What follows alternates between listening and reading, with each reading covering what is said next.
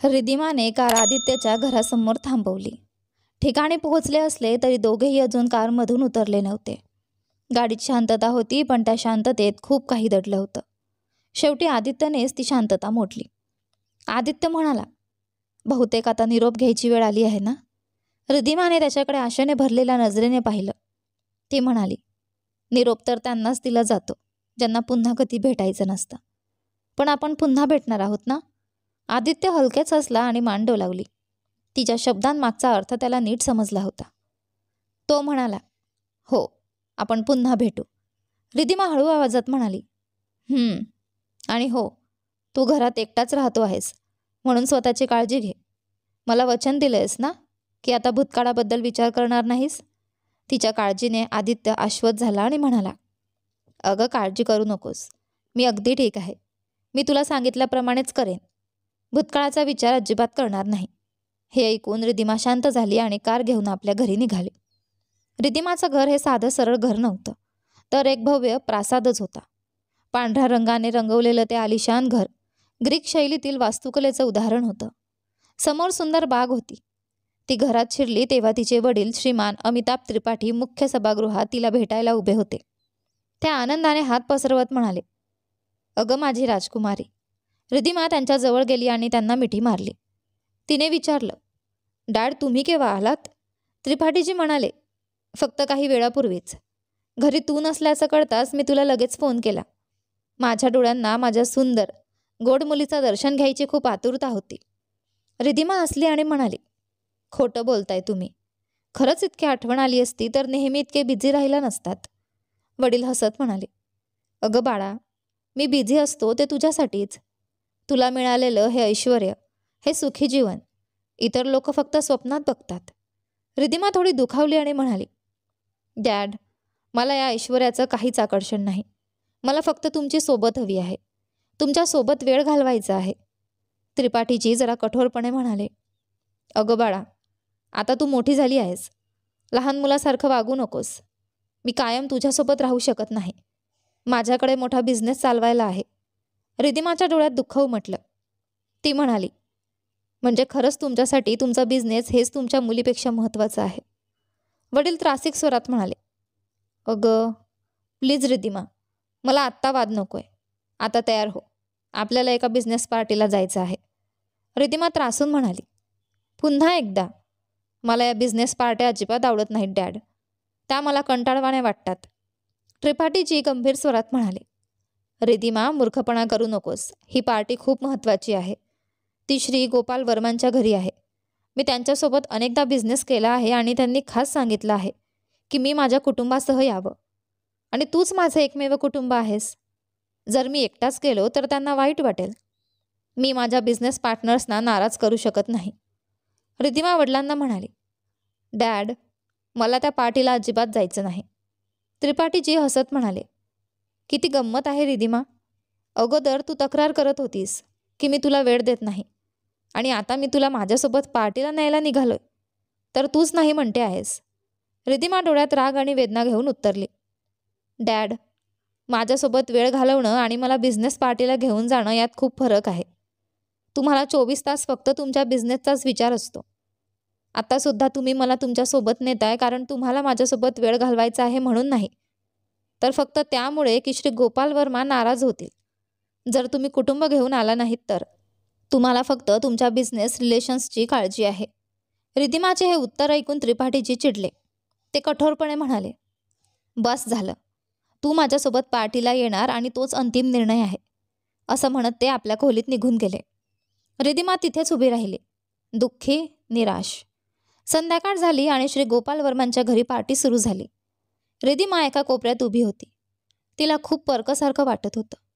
तिचे वडील इतर लोकांशी गप्पा मारण्यात गुंतलेले होते. रिधिमा मात्र डोळ्यात पाणी आणून त्यांच्याकडे पाहत होती. एकटी निराश झालेली रिधिमा कुणाशी तरी बोलावं, आपलं मन मोकळं करावं असं वाटून तिने फोन काढला. नंबर डायल केला आणि त्या नंबरवर आदित्य, जो नुकताच जेवण संपवून बेडवर झोपला होता, फोन उचलतो. हॅलो, आदित्यने कुतूहलाने विचारलं. फोनवरून रिधिमाचा आवाज आला. हे ड्यूड, काय चाललंय? तो आवाज ऐकताच आदित्य थक्क झाला. रिधिमा, खरंच तू आहेस? तिच्या डोळ्यातलं पाणी जणू थांबलं. तिच्या मनाला शांतता लाभली. फक्त फोनवर आदित्यचा आवाज ऐकून तिला समाधान मिळालं. ती हसत म्हणाली, नक्कीच मीच आहे रे वेड्या. आणखी कोण असेल? आदित्यने विचारलं. पण तुला माझा नंबर कुठून मिळाला? रिधिमा थोडी खट्टाळपणे म्हणाली. शर्मा काकांच्या हॉस्पिटलमध्ये भरलेला तुझा फॉर्म आठवतोय? तिथूनच घेतला मी. आदित्य हसला. ओह, किती स्मार्ट आहेस, रिधिमा अभिमानाने म्हणाली. ऑफकोर्स, मी नेहमीच स्मार्ट आहे. बरं सांग, काय करत होता? ठीक आहेस ना? हो, अगदी ठीक आहे. आता जेवून बेडवर आलोय, आदित्य शांतपणे उत्तरला.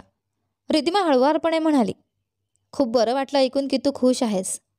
आदित्यने थोडं थांबून विचारलं, आणि तू तू खुश नाहीस का?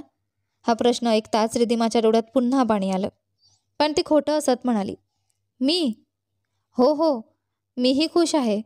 तिने आपली वेदना लपवायचा प्रयत्न केला, पण तिचा आवाज तुटलेला ऐकून आदित्य सावध झाला. तो म्हणाला, रिधिमा, सगळं ठीक आहे ना? ती घाईघाईत उत्तरली, हो, सगळं ठीक आहे रे. का? असा प्रश्न का विचारतोयस? आदित्य म्हणाला, माहीत नाही, पण तुझ्या आवाजात काहीतरी वेगळं वाटतंय. काहीतरी बरोबर नाही, मला जाणवतंय. कृपया सांग, ठीक आहे ना? रिधिमाला तिचं दुःख लपवता आलं नाही. ती रडतच म्हणाली, आदित्य, मला आत्ता तुझी भेट हवी आहे. प्लीज प्लीज मला भेट ना. आदित्य गोंधळला. रिधिमा, काय झालंय? तू रडतेस का? रिधिमा हळू आवाजात म्हणाली, काही विचारू नकोस, फक्त सांग भेटशील का नाही. आदित्य लगेच म्हणाला, हा कसला प्रश्न आहे? नक्की भेटेन, फक्त सांग तू कुठे आहेस. रिधिमा म्हणाली, तुला गोपाल वर्मांचं घर माहिती आहे ना? गोपाल वर्मा? हो, नक्कीच माहिती आहे. पण का? आदित्यने विचारलं. ती म्हणाली, त्यांच्या घरी पार्टी आहे, मी तिथे आले आहे. प्लीज ये आणि मला घेऊन जा. मी गेटवर वाट पाहते. ठीक आहे, तू थांब, मी लगेच येतो, आदित्यने आश्वासन दिलं. काही मिनिटांनी वडील लोकांमध्ये गुंतलेले असतानाच रिधिमा हळूच पार्टीतून बाहेर पडली.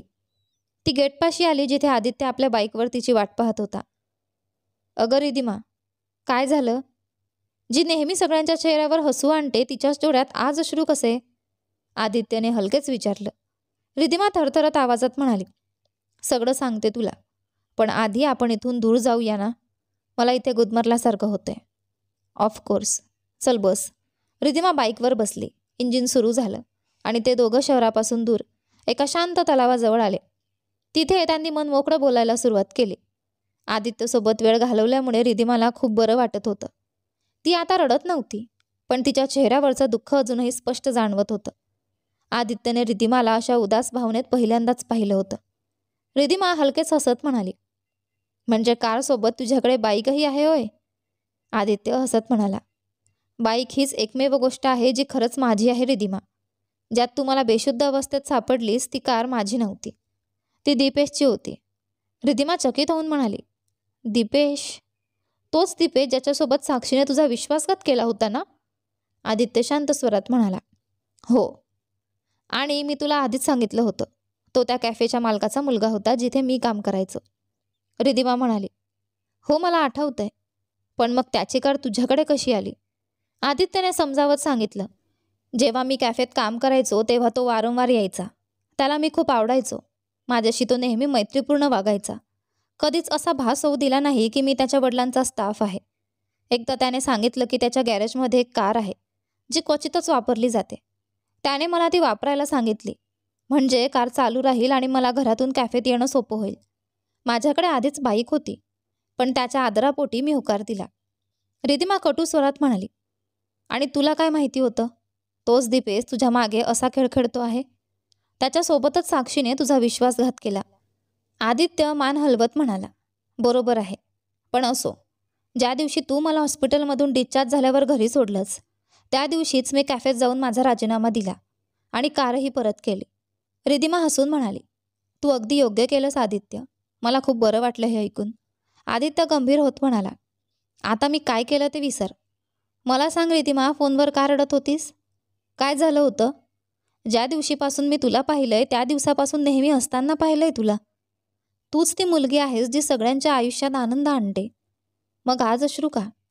रिधिमाने हलक्या आवाजात उत्तर दिलं, कधी कधी जी माणसं इतरांना आनंद देतात तीच माणसं मनात खूप दुःख दळवून ठेवतात.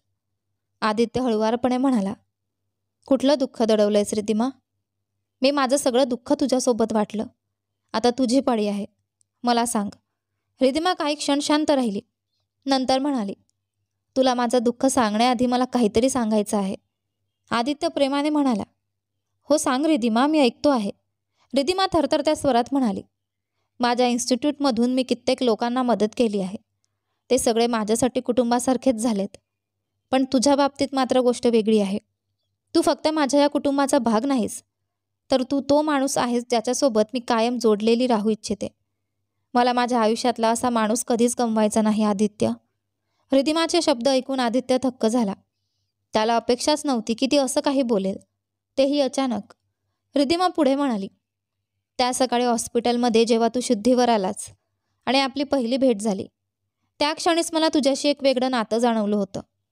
आणि ते नातं अजून खोल झालं जेव्हा तू तुझ्या आयुष्यातल्या संघर्षाविषयी सांगितलंस.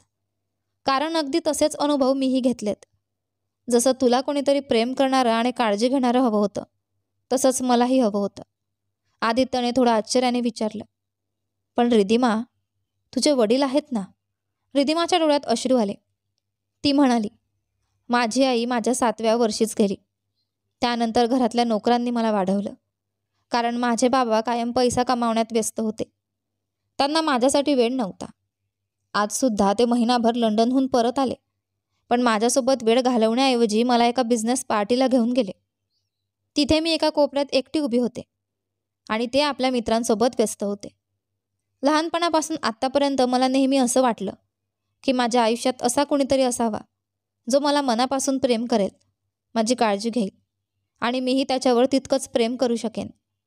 कदाचित अशा माणसाच्या अभावामुळेच मी स्वतःला इतरांना मदत करण्यात झोकून दिला, जेणेकरून त्यांना तो अभाव जाणवू नये. माझ्या घरी सर्व सुखसोयी आहेत आदित्य, पण खरं सांगते, मला त्यांची गरजच नव्हती. मला फक्त वडिलांचं प्रेम हवं होतं, जे कधीच मिळालं नाही. हे बोलताना रिद्धिमा जोरात रडू लागली. तिचं दुःख बघून आदित्यला सहन झालं नाही. त्याने तिला घट्ट मिठी मारली. रिद्धिमानेही त्याला घट्ट पकडलं. काही क्षण ते दोघे एकमेकांच्या मिठीतच राहिले. रिद्धिमाला जणू हळूहळू हलकं वाटायला लागलं. आदित्यने हळूवार तिचे गाल हातात घेतले आणि त्याच्या अंगठ्यांनी तिचे अश्रू पुसले. तो मृदू स्वरात म्हणाला, ए रिद्धिमा, रडणं थांबव. तुझ्या सुंदर चेहऱ्यावर फक्त हसू शोभतं. हे अश्रू नाहीत. मला आयुष्य जगायला शिकवलंस तू, पण जर तूच कमकुवत पडलीस तर मी काय करू?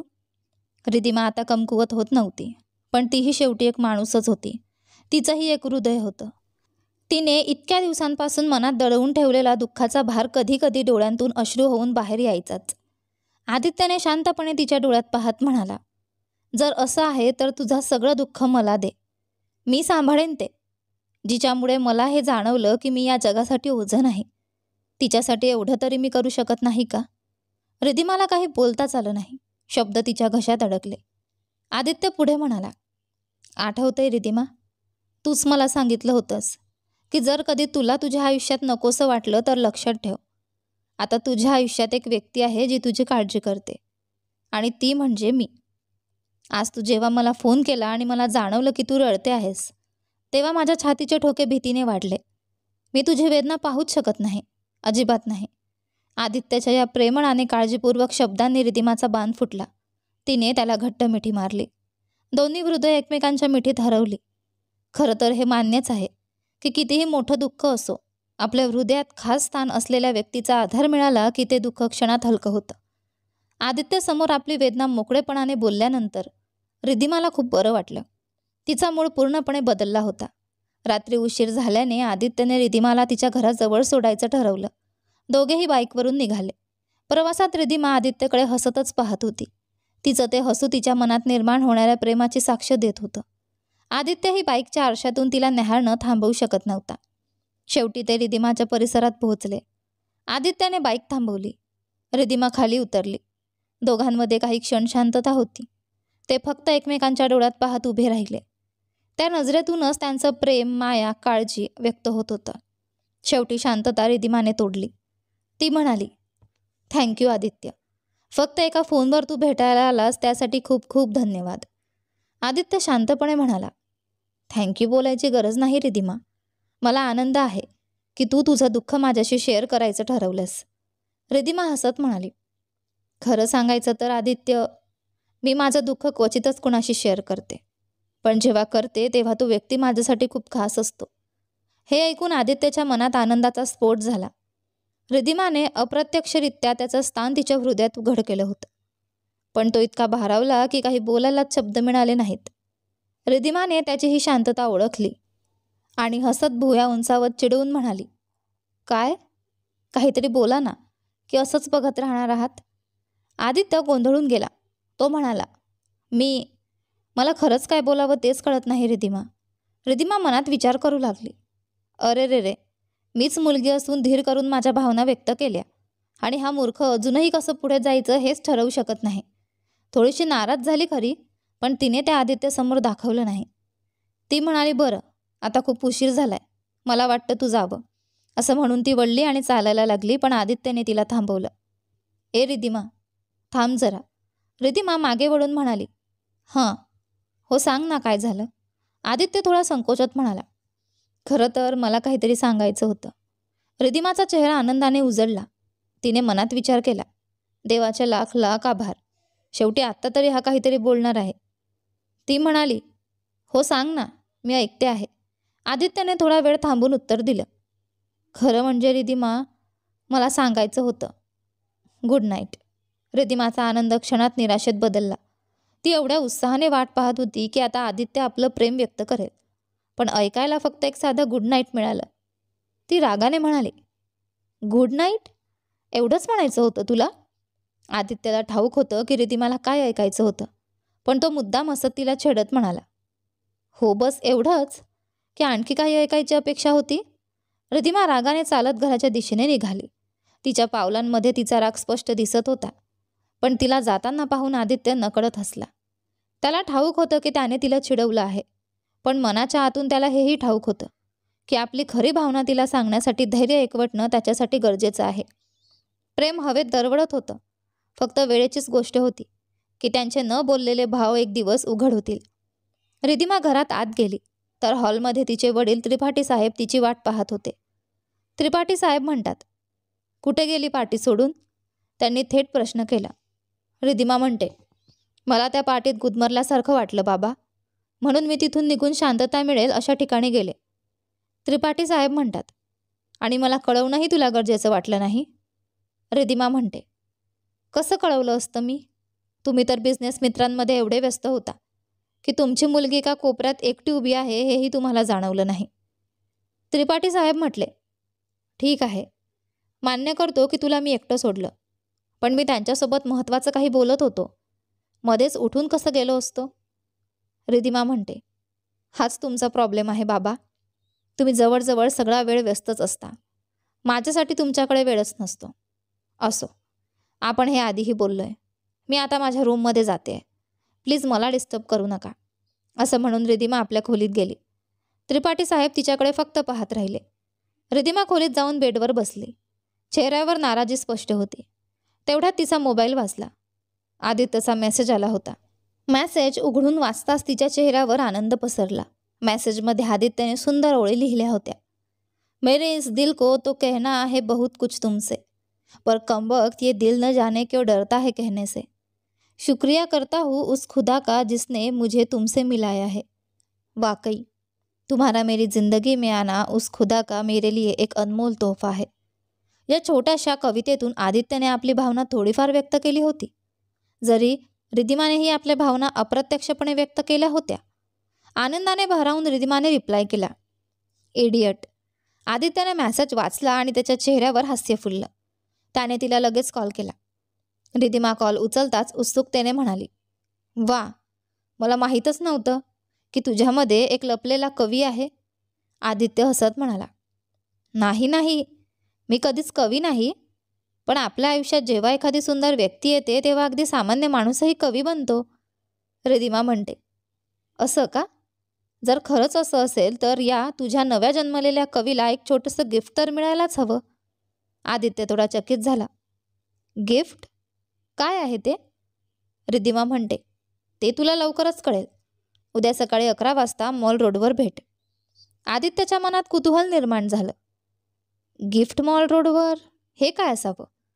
रिद्धिमा म्हणते, उफ, आता जास्त विचार करू नकोस, उद्या स्वतः कळेल. तोपर्यंत गुड नाईट आदित्य. असं म्हणून तिने कॉल कट केला. आदित्यच्या मनात फक्त एकच प्रश्न घोळत राहिला, रिद्धिमा कोणतं गिफ्ट देणार आहे. दुसऱ्या दिवशी आदित्य मॉल रोडवर पोहोचला. तिथं नेहमी सारखीच गर्दी होती. तो इकडे तिकडे रिद्धिमाला शोधत होता. तेवढ्यात मागून एक आवाज आला. कोणाला शोधत आहात का? तो मागं वळला तर रिद्धिमा समोर उभी होती. आदित्य म्हणतो, हाय, गुड मॉर्निंग. रिद्धिमा म्हणते, तू अगदी वेळेवर आलास. दिसतंय की गिफ्टसाठी खूप एक्सायटेड आहेस. आदित्य म्हणतो, तू एवढं सस्पेन्स क्रिएट केलंस की मी तर या दिवसाची वाटच पाहत होतो. रिद्धिमा म्हणते, ठीक आहे मग, चल माझ्यासोबत, तुला कोणाशी तरी भेटवायचं आहे. आदित्य म्हणतो, काय, कोणाशी? रिद्धिमा, तो उत्सुकतेने विचारतो. रिद्धिमा म्हणते, उफ, बस ये ना माझ्यासोबत. असं म्हणून रिद्धिमाने आदित्यला जवळच्या एका रेस्टॉरंटमध्ये नेलं. कोपऱ्यातल्या टेबलावर 40शीतली एक बाई बसली होती. तिला पाहून रिद्धिमा आणि ती महिला स्मित हास्य करत एकमेकींना अभिवादन करतात. रिद्धिमा म्हणाली, चल आदित्य. आदित्य थोडा गोंधळून गेला. ती कोण आहे रिद्धिमा? कुतूहलाने त्याने विचारलं. रिद्धिमा म्हणाली, समजून घे आदित्य, मी तुला द्यायचं जे गिफ्ट आहे ना ते तिच्याकडेच आहे. असं म्हणून तिने आदित्यला त्या बाईकडे नेलं. दोघे टेबलाजवळ बसले. रिद्धिमा म्हणाली, हॅलो खन्ना मॅडम, हे आहेत आदित्य, ज्याच्याविषयी मी तुम्हाला सांगितलं होतं. खन्ना मॅडमने आदित्यकडे पाहिलं, हसून म्हणाल्या, हॅलो आदित्य. आदित्य थोडा गोंधळलेला चेहरा करून म्हणाला, हॅलो. खन्ना मॅडम म्हटल्या, खूप छान वाटलं तुला भेटून. रिद्धिमाने तुझ्याबद्दल खूप काही सांगितलंय. मी तर आता तुझं काम माझ्या गॅलरीत दाखवण्याची वाटच बघतेय. हे ऐकताच आदित्यने कुतूहलाने रिद्धिमाकडे पाहिलं. रिद्धिमा, ती कोण आहे आणि काय बोलत आहेत? रिद्धिमा म्हणते, आदित्य, या आहेत खन्ना मॅडम, व्हिजन आर्ट गॅलरीच्या मालक. आदित्य आश्चर्यचकित होऊन म्हणाला, व्हिजन आर्ट गॅलरी? अरे देवा, ती तर बँगलोरमधली सगळ्यात मोठी गॅलरींपैकी एक आहे. खन्ना मॅडम हसून म्हणाल्या, होय आदित्य, अगदी बरोबर. आमची आर्ट गॅलरी टॉपमध्ये आहे. रिद्धिमा म्हणते, आणि आता ह्या गॅलरीमध्ये तुझ्या पेंटिंग्सही विकल्या जाणार आहेत. हे ऐकून आदित्य थक्क झाला. आनंदाने त्याचा चेहरा उजळला. काय म्हणतेस रिद्धिमा, खरंच? हे खरं आहे का? रिद्धिमा म्हणते, हो आदित्य, मला खन्ना मॅडम खूप वर्षांपासून माहिती आहेत. त्या दिवशी मी तुझं आर्ट पाहिलं आणि मी इतकी इम्प्रेस झाले की लगेच त्यांच्याशी चर्चा केली. त्यांनीही लगेच होकार दिला. आदित्य म्हणतो, पण रिद्धिमा, खन्ना मॅडमने माझं आर्ट तर अजून पाहिलंच नाही. मग त्या कशा काय थेट माझ्या पेंटिंग्स डिस्प्ले करतील? खन्ना मॅडम म्हणतात, चिंता करू नकोस आदित्य, मी रिद्धिमाला खूप दिवसांपासून ओळखते आहे. मला तिच्या शब्दांवर विश्वास आहे. जर तिने सांगितलं की तुझं आर्ट खास आहे तर मला खात्री आहे ते दाखवण्यासारखं आहे. आदित्यच्या डोळ्यात आनंदाश्रू दाटले. तो भावूक झाला. मी शब्दच हरवून बसलोय. काय बोलू कळत नाही. खूप खूप धन्यवाद खन्ना मॅडम. खन्ना मॅडम म्हणतात, अरे नाही, माझं काही नाही. हे सगळं रिद्धिमामुळे झालं. तिला धन्यवाद दे. तिच्यामुळेच तू इथे माझ्यासमोर बसलायस. आदित्यने कृतज्ञतेने रिद्धिमाकडे पाहिलं. त्याच्या नजरेत प्रेम आणि आपुलकी होती. रिद्धिमानेही तसाच भाव परत दिला. खन्ना मॅडमने त्यांच्या नजरा ओळखल्या. तिला स्पष्ट दिसत होतं की दोघांमध्ये किती प्रेम आहे. खन्ना मॅडम म्हणतात, ठीक आहे मग रिद्धिमा आणि आदित्य, मी निघते. पुढची प्रोसेस आपण नंतर ठरवू. रिद्धिमा म्हणते, ओके खन्ना मॅडम, आणि इथे आलात त्याबद्दल धन्यवाद. खन्ना मॅडम म्हणते, अगं अजिबात नाही. माझ्या गॅलरीचे दरवाजे नेहमी नवीन टॅलेंटसाठी खुले आहेत. तू मला त्यापैकी एक ओळख करून दिलीस यासाठी तुला धन्यवाद. See you. असं म्हणून त्या निघून गेल्या. त्यांच्या गेल्यानंतर आदित्य पुन्हा रिद्धिमाकडे बघू लागला. रिद्धिमा खोडकरपणे म्हणाली, उफ, पुन्हा माझ्याकडे बघायला लागलास? दुसरं काही काम नाही का तुला? आदित्य म्हणतो, मी थांबूच शकत नाही त्या स्त्रीकडे बघण्यापासून जिने माझ्यासाठी इतकं काही केलं. तू माझं आयुष्य वाचवलंस, पुन्हा जगण्याची प्रेरणा दिलीस आणि आता जगाला माझ्या पेंटिंग्सची ओळख करून देतेस. रिद्धिमा म्हणाली, मी काहीच केलं नाही आदित्य. मी फक्त तुला तुझ्या हक्काचं देते. तुझं आर्ट अप्रतिम आहे. त्याला ओळख मिळायलाच हवी आणि त्यासाठी खन्ना मॅडमची गॅलरी एकदम योग्य ठिकाण आहे. आदित्य म्हणतो, तू मला छोटंसं गिफ्ट देणार आहेस असं म्हणाली होतीस, पण आज जे दिलंस ना ते अजिबात छोटं नाही, ते खूप मोठं आहे. रिद्धिमाच्या चेहऱ्यावर हसू उमटलं. ती म्हणाली, गिफ्ट हा फक्त बहाणा होता. तुझ्या पेंटिंग्स पाहता क्षणी मी ठरवलं होतं की खन्ना मॅडमशी बोलेन. यानंतर पुढे काय होतं ते पहा आपल्या कथेच्या पुढच्या भागामध्ये. धन्यवाद.